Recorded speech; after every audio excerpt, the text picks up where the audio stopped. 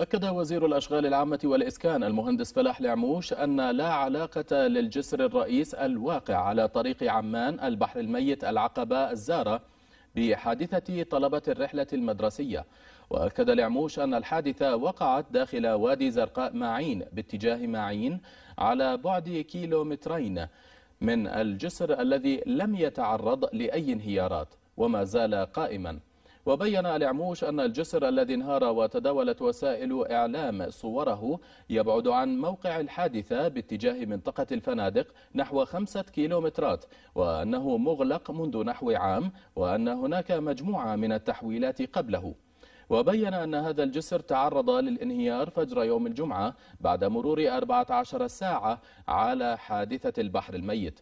وبين العموش أن الصور التي تم تداولها لقضبان من الحديد في أعمدة إسمنتية تستخدم لتمرير خطوط شبكة المياه القادمة من الموجب التي تمت إزالتها قبل سنوات، وأن هذه الأعمدة بقيت مكانها دون استخدام. هذا الجسر اللي احنا عليه هو جسر قديم غير مستعمل يعني، وانهار هو اصلا في خطر ومعروف عنه، معمول له تحويلات. الان احنا نعمل على اعاده تحويله الى مكانها واعاده فتح السير ان شاء الله. يعني يبدو انه طبيعه المنطقه طبيعه رمليه وبحاجه الى اعاده نظر حتى مع